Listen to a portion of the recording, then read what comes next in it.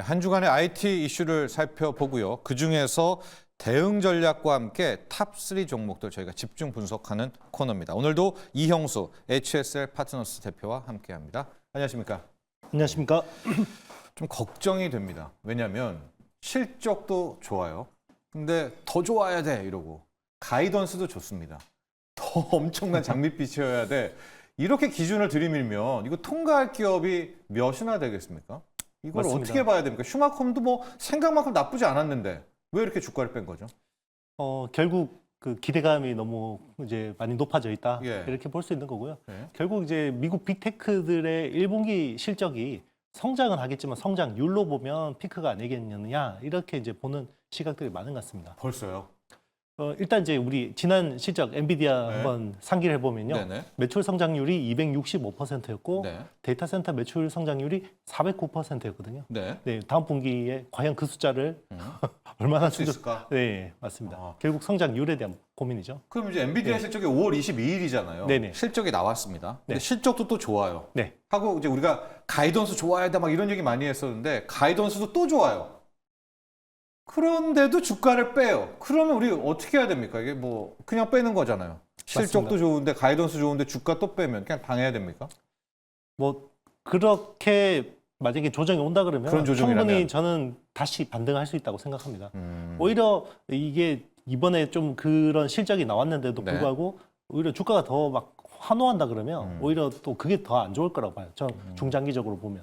네. 그러니까 오히려 네. 뭐 실적 가이던스 때문에 좋았는데도 뺀다면 네네. 차라리 그건 괜찮다. 건전한 맞습니다. 조정이니까. 맞습니다. 아직까지는 이제 굉장히 스마트한 투자자들이 많이 있구나라고 볼 수 있는 거고 예. 이제 정말 일반인들이 많이 몰려 있다 그러면 이제 거기서부터 좀 이제 위험한 거니까요. 예. 예. 알겠습니다.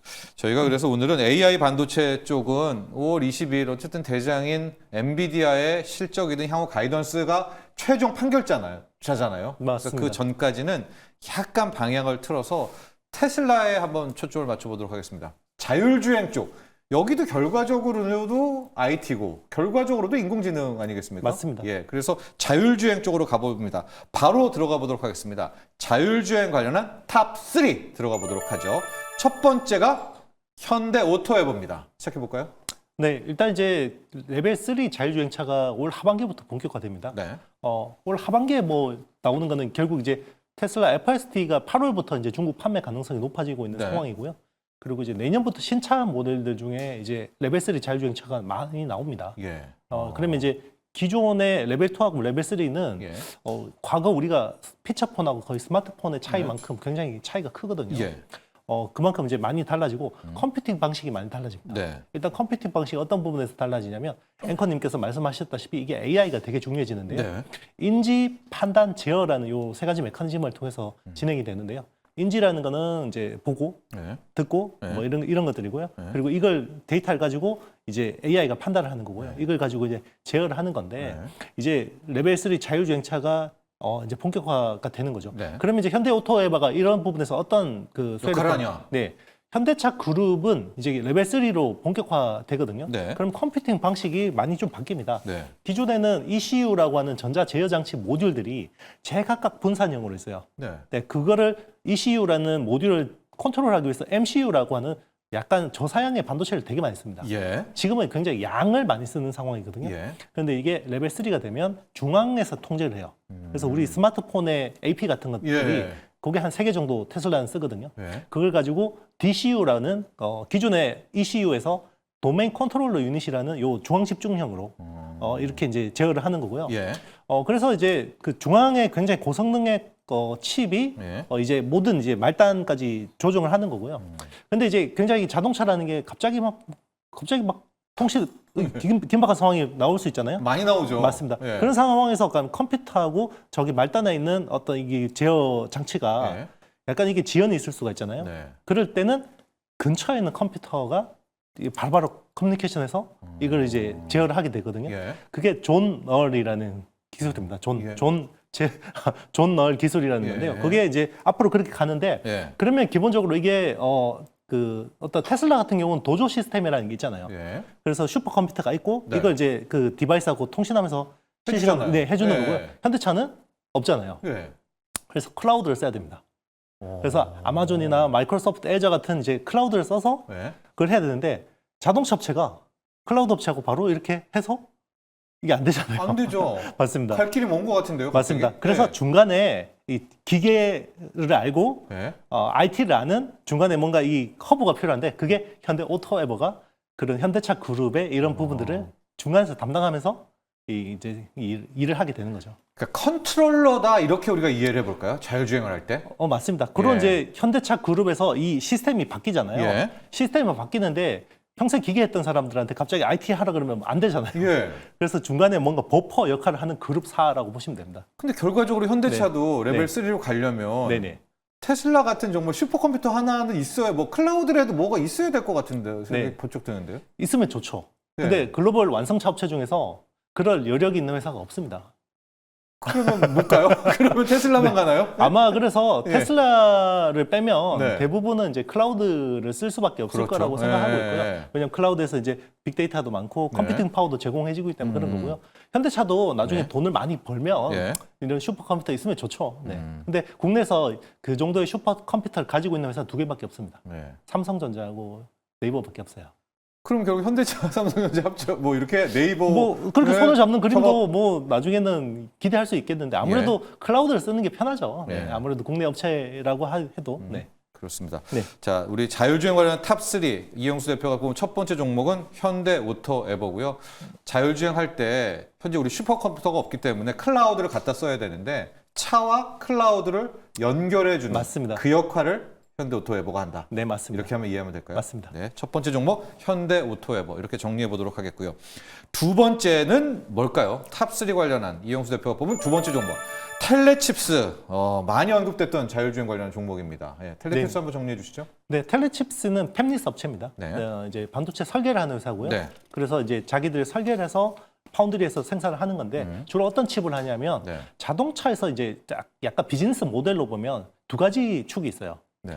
일단 인포테인먼트. 예. 우리 뭐 내비게이션이나 네. 뭐 이런 막 음악이나 뭐 오디오 이런 것들 해주는 네. 그쪽이 있고요. 그리고 자율주행 쪽이 있는데요. 예. 이 회사는 인포테인먼트 쪽에 이제 AP, 네. 고성능 AP를 제공하는 회사라고 생각하시면 됩니다. 자율주행은 못해요? 자율주행은 데이터가 있어야 되는데 예. 네, 데이터가 없죠. 음. 네, 그래서 이런 작은 회사가 하긴 힘들고요. 예. 결국 자율주행은 이게 되게 재밌는 지점을 말씀하셨는데요. 네. 이 사실 이 인포테인먼트 쪽하고 자율주행이 두 가지 비즈니스 모델 축인데 예. 빅테크들이 침을 흘리고 있는 영역이기도 합니다. 네. 근데 인포테인먼트 쪽은 거의 빅테크들이 장악했어요. 음. 네, 그래서 완성차 업체들도 인포테인먼트 쪽은 답이 없다라고 생각합니다. 네. 그래서 실제로 폭스바겐이나 벤츠 같은 데서도요. 예. 자체 개발하다가 그냥 챗GPT API를 가지고 쓰기로 했습니다. 그래서 예. 네. 그러면 텔레칩스는 어떻게 해요? 그러니까 네. 이제 이 회사는 칩셋이니까 네, 칩셋으로. 서비스를 하는 건 아니니까요. 아니니까, 네, 네. 칩셋을 하는 거기 때문에 이제 이 회사 나름의 어떤 그 포지셔닝이 있을 수 있는 거고요. 네. 그리고 자율주행 같은 경우는 기존의 완성차 업체들이 네. 이 영역을 뺏기기 싫어하죠. 예. 왜냐하면 이제 생존이에요. 예. 만약에 자율주행까지 뺏기면 예. 그냥 폭스콘밖에 안 되거든요. 예. 네, 스마트폰 시대에 폭스콘밖에 안 되기 때문에 이쪽 데이터를 막 지키려고 엄청 막 노력하고 있는데요. 네. 배신자들이 나오고 있습니다. 네. 왜요? 미국의 GM이나 포드 같은 업체들이 네. 구글에다가 이미 주고 있습니다. 그래서 그러니까 우리 못한다? 네, 예. 구글의 OS를 쓰면서 네. 네. 그래서 사실 기존 완성차 업체들이 시간이 많지는 않은데 네. 근데 유럽차 업체들 입장 생각해 보세요. 네. 지금 인포테인먼트 쪽은 뭐 유럽에서 이 플랫폼 회사가 없잖아요. 네. 근데 결국은 자율주행이라도 지켜야 되거든요. 그래서 이런 주행 데이터들을 안 주려고 네. 엄청 그걸 노력하고 있습니다. 아, 서로 힘겨루기를 하고 있네요. 네, 사실 이제 지키는 거죠. 네. 네. 거대한 빅테크들의 네. 결국 AI는 빅테크들이 장악한 거고요. 거기서 나름의 어떤 포지셔닝을 지키기 위해서 네. 폭스콘이 되지 않기 위해서 안간힘을 쓰고 있다고 보시면 될 것 같습니다. 그러니까 우리가 자율주행 관련해서 팹리스의 영역은 두 가지가 있다. 하나는 진짜 자율주행하는 영역과 네네. 인포테인먼트 영역이 있는데 네네. 텔레칩스는 인포테인먼트 영역이지만 네네. 이 역시도 뭐 여기서 잘하면 되죠. 맞습니다. 왜냐면 이것도 그냥 완성차들이 막 할 수 없는 거 아니에요. 맞습니다. 예. 왜냐하면 기본적으로 현대차 정도면 굉장히 잘하는 거예요. 예. 사실 자체 칩 설계를 그래도 시도하는 했잖아요. 회사잖아요. 예. 다른 회사들은 3% 이익률 가지고 그 칩 설계 인력을 어떻게 합니까? 아. 그렇게 쉽지 않은 상황이. 그럼 유럽 차들도 맡길 수 있다. 네, 인포테인먼트 맞습니다. 영역은? 그래서 최근에 이제 작년 말에 네. 그 전장업체죠. 네. 컨티넨탈하고 이제 계약을 맺었어요. 그래서 디지털 콕핏이라고 해서 완성차 업체에 이런 이제 솔루션을 제공하는데 네. 거기 하이 퍼포먼스 컴퓨팅에 들어가는 칩을 납품하기로 했습니다. 그래서 올해는 유럽향 쪽의 기대감이 굉장히 큽니다. 그럼 자율주행의 팹리스는 네. 아예 도전도 안 되나요? 그건 거기는 거기는 그냥 사실 자율주행 차용 칩셋은요. 네. 요즘에 보면 테슬라가 14나노에서 7나노, 5나노까지 5나노? 오거든요. 네. 근데 5나노 그냥 5나노 웨이프 한 장 구우려고 프로젝트 한다 그러면 기본 1,500억이 필요합니다. 와, 그냥 이거 네, 샘플 하는. 네. 네. 그 프로젝트 한번 하려면 1,500억이 필요해요. 아무나 뛰어들지도 못합니다. 못합니다. 예. 네. 그러니까 기존 완성차 업체가 1,500억 어디까지 알아보고 오셨어요? 이러면 네. 150억 가지고 안 되나요? 이러면 안 되는 거죠. 그렇죠. 네. 네. 그러니까 뭐 포드나 네. 이런 데도 그냥 네, 맞습니다. 네, 이게 천억 현실적으로 투자하느니, 맞습니다. 네, 맡겨버린다. 자체 개발 원래 처음에는 다 해보려고 하다가 결국은 다 그냥 네. 빅테크 쪽에 의존하고 있죠. 알겠습니다. 텔레칩스입니다. 네네. 인포테인먼트의 강자. 자율주행이 가더라도 이 영역에서는 네네. 이 마진의 일감 딸 회사는 여기밖에 없다. 맞습니다. 탑3 세 번째 종목은 어떤 종목 준비해 왔나요? 자율주행에서? 네, 삼성전기입니다. 삼성전기. 유리기판? 그렇죠. 맞습니다. 유리기판도 굉장히 중요한 MLCC? 모멘텀이고요. 네. 네. 사실 카메라입니다. 카메라. 네. 네. 이 회사의 이제 세 가지 축. 사실 제일 중요한 거는 MLCC라고 하는 네. 수동 소자 쪽이 제일 중요하고요. 그것도 이제 지금 자동차 쪽으로, 그 자율주행차 쪽으로 비중이 되게 많이 높아졌습니다. 예. 원래는 모바일 쪽이 절대적이었는데요. 예. 비중이 자동차 쪽이 거의 20% 쪽까지 육박하고 있거든요. 예. 그리고 이제 카메라가 중요한데요. 카메라도 기존에는 그 스마트폰 카메라를 주로 했는데 요즘에는 자동차 카메라. 예. 그리고 실제로 테슬라하고 대규모 공급 계약을 했습니다. 예. 네, 그래서 이제 사이버 트럭 같은 데다가는 대규모로 이제 납품하게 되고요. 네. 그리고 카메라라는 게 제가 인지 판단 제어라고 했잖아요. 네. 인지라고 하면 사람처럼 오감이 중요한데 사실 사람의 데이터 중에 제일 중요한 인지는 시각이거든요. 네. 그래서 자율주행차도 거의 시각 빅데이터가 70% 80%예요. 네. 그렇기 때문에 시각이 중요한데 그러면 굉장히 카메라가 기존 자동차 카메라보다 좋아져야 되고요. 네. 그리고 단순 뷰잉, 그러니까 보는 게 아니라 이제 센싱 역할을 해야 센싱. 되거든요. 예. 그러면 여기서 소프트웨어 기술들이 붙어줘야 돼요. 그래서 단순히 그냥 카메라 모듈 잘 만들어서 납품하면 되는 게 아니라 네. 솔루션들이 같이 붙어줘야 되는데 그런 쪽에 사실 기본적으로 설계 기술이 있어야 되고 그리고 그 펌웨어, 소프트웨어 기술이 있어야 되는데 네. 그걸 할 수 있는 회사가 국내에 3개밖에 없습니다. 어디입니까? 삼성전기, 네. LG 이노텍, 이노텍? MC넥스입니다. MC대? 네, MC넥스요. 예. 네, 그 3개밖에 없습니다.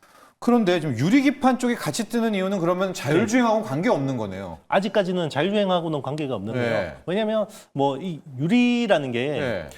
발열이나 뭐 이런 이제 그 미세회로 쪽에서는 좋으니까. 성능이 좋지만 네. 깨지잖아요. 네. 네, 근데 팍 박치게 했는데 유리가 깨지면 안 되니까 아직까지는 유리기판을 자율주행 차에 적용하는 거는 흐름은 별로 없는데요. 예. 그래도 서버는 이렇게 딱 모셔 놓잖아요.